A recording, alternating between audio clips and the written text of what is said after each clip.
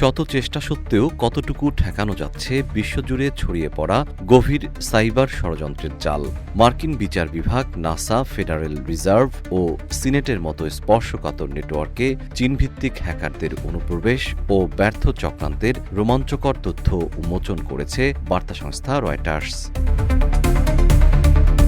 যুক্তরাষ্ট্রের দাবি, ২০১৮ সাল থেকে সক্রিয় এই চক্রটি সম্প্রতি নাসা, প্রতিরক্ষা ঠিকাদার ও জ্বালানি বিভাগের সংবেদনশীল ডেটায় থাবা বসায়। এর নেপথ্যে কাজ করেছে চীনভিত্তিক নানজিয়াং জিনজিওয়েই নেটওয়ার্ক টেকনোলজি। চাঞ্চল্যকর বিষয় হল, প্রতিষ্ঠানটির খদ্দের তালিকায় রয়েছে চীনের সামরিক বাহিনী PLA এবং গোয়েন্দা সংস্থা ministry of state security.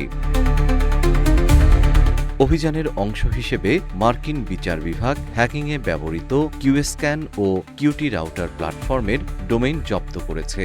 FBI, NSA O US cyber কমান্ডের সতর্কবার্তায় উঠে এসেছে, হ্যাকাররা শুধু স্পর্শকাতর তথ্যই সরায়নি, বরং সিনেট ও হাসপাতাল সহ বহু নেটওয়ার্কে স্ক্যান চালিয়েছে। ২০২৪ সালের মে ও সেপ্টেম্বরের বেশ কিছু হামলায় সফল হলেও নাসা কিংবা সিনেটের নেটওয়ার্কে প্রবেশের বড় বড় চেষ্টা রুখে দিয়েছে যুক্তরাষ্ট্র।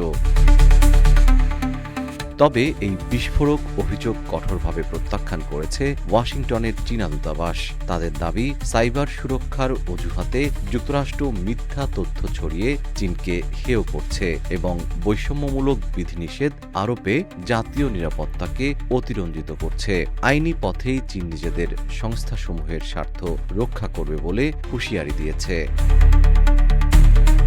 জেম শিহাব, রূপালী বাংলাদেশ।